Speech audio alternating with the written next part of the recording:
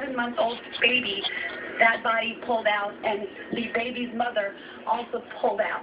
They believe that at some point they tried to get into a freezer, but I can tell you from being there and pulling the debris up that did not do any good. So well, as I said, just left that scene. We have 4 deceased right there at that corner, 4th and telephone. Oh, God. It was just leveled.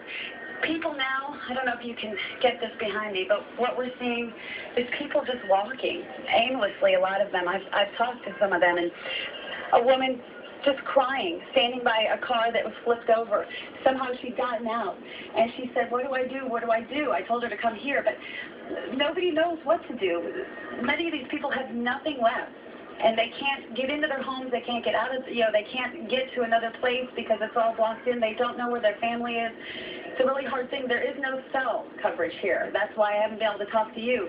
So many people just trying to communicate. It's very hard. Now, people are able to text. Not having much luck with my cell phones either, all the way out here 120 miles away. Wandering around. If you have a loved one in this area, I would say your best bet is to try to text them right now, because that does seem to be working. There's a National Guard guy on the ground, look like. We're going to show you some of that video of that search and recovery effort as soon as we get it downloaded, and we'll bring it back to you. I will tell you, there's so many people that are helping out, everybody just doing what they can to pull that debris up in an effort to try to find those people that they knew were there. But for those just joining here, Southwest 4th and telephone. Can you hear us, Meg? No, she cannot. Can't hear us. But what Meg reported is that she was there as 4 fatalities were pulled from one of the buildings. So that's the first news we've had of fatalities, but with Meg being there and seeing it, we're confident that we can report that to you, so sadly. Let's go to Brooke Hyatt, who is with, I believe you said, the Integris. She's with Integris. And Brooke, what can you tell us about the injuries you're seeing and the kind of folks you're treating there right now? Right now, Integris Southwest Medical Center has received a total of 26 patients. We have 9 listed in critical condition, 9 listed in serious condition, and 8 are either in fair or good condition. We are seeing everything from minor lacerations to severe head injuries in abdominal wounds. I can say that 2 of the 26 of our patients are children. I'm not sure of their ages or their conditions, but 2 of the 26 are children at this time. Now, Brooke, your hospital, your facility is located in Southwest Oklahoma City, is that correct? Yes, Linda. All right.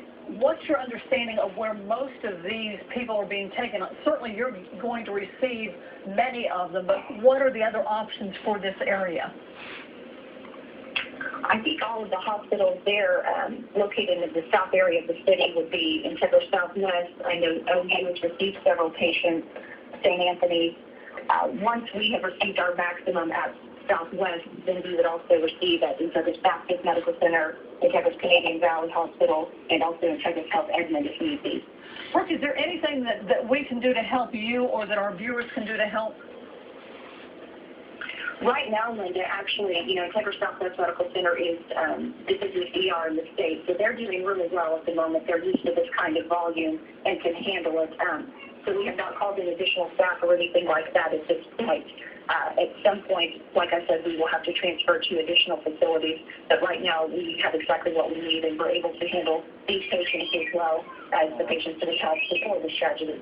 All right, Brooke Hyatt. Brooke, we appreciate that very much. We'll be getting back to you. Thank you for your update. We're going to try and get more updates for you from Brooke throughout the evening. Right now, let's go back to John Welch and Bob Moore Chopper 4, who is over the scene of the school, the elementary school, Plaza Towers, that has been hit by that tornado, a direct hit. John. Yeah, Kevin, we're still showing you that. We've got rescue efforts.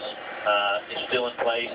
And it looks like they've moved. Earlier, Lance had talked about this. Some people are kind of huddled over some debris. And it almost appears we still have some people. You see the guy in the, if you'll take a look right there on the right of the screen that's walking towards the left. There's some people right around there. You got the other gentleman right there with the white hard hat. Some people are still in that area right up against that wall. And now they're kind of moving, as you can see, just to the left side of the screen. Still searching that area. But that's all that debris right there.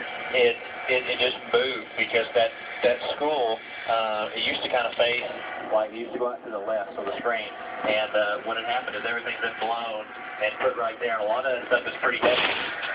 The camera keeps changing colors, so I have to rotate it. That they have. So this thing has a Very good phone. A ton of weight on there that's not just easy to remove. And the problem is they can put an excavator in there or something and actually pick and start moving that rubble up. But then you're going to start disrupting how everything is laying, and you could possibly hurt more people that might even be in there. So this is going to be a slow-going process, and we're just thoughts and prayers go to these people that are affected by this. But, it's just going to be a slow, tedious process where they just have to take a little bit out at a time, a little bit out at a time. And like we talked about yesterday, they're going to have to really start looking with their ears, Kevin. With John, and you might have Travis just to show the scope of this kind of search and rescue effort, just from that whole neighborhood area there. It's just amazing, the scope of what they're dealing with. And give you a shot from the playground area. So zoom out. Man, there's just nothing left. Zoom in a little bit, and you can see that whole area right there is just, those houses are gone. All there is just the concrete foundation and the debris. 30 square miles. Northeast of here. John, what I'm going to ask you to do, if you don't mind, you did this for us about an hour ago, but we've had so many more people join us. Could you please go back to where the twister entered Moore, Oklahoma, and follow through and describe to us what you were seeing so that people understand the devastation that we're looking at? And Mike Morgan says that he estimates 30 square miles of devastation from this tornado that hit Moore earlier this afternoon. And we'll continue to follow Lance West's report from the school while you do that, John. Travis, back out and go to your left. Okay, well, we're going to back out and go to our left. And okay, here it goes. Just the scouring of the earth. All you're seeing is just dirt. We'll keep going to the left past the Orr family farm, and we'll kind of pick it up right there about, from this distance, it'll be I-44 in the river. So, let me see here. Now, you're on the right west, there, you're on the west side of Moore?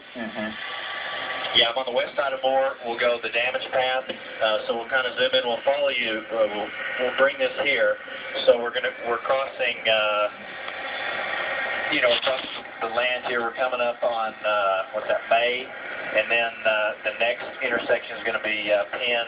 After that, we're going to we're going to cross, where are we at now? We're going to cross the Orr family farm here. If you'll back out just a little bit, Travis, and keep coming to the right. As what Tony Beverly reported earlier, he was reporting from right there. We're starting to lose John a little bit. But what he's showing you is the path of this storm as it moved through Moore, Oklahoma earlier this afternoon. 30 square miles. Darn, it broke up. Believed to be estimated by Mike Morgan, our meteorologist.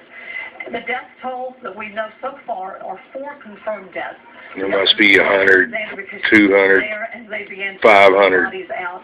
She said it was a man's body, a woman's, and a 7-month-old baby, and truthfully, my notes don't indicate who the 4th person may have been, but at least 4 fatalities so far in Moore, Oklahoma. Let's take it down to the ground in that heavy hit area there at ground zero, unfortunately, in Moore with Jesse Wells, our reporter on the scene there right now. Jesse. Well, Kevin, I'm standing here at the corner of Eagle and Southwest 11th. We've been talking about Plaza Towers Elementary a lot. We've seen it from the air.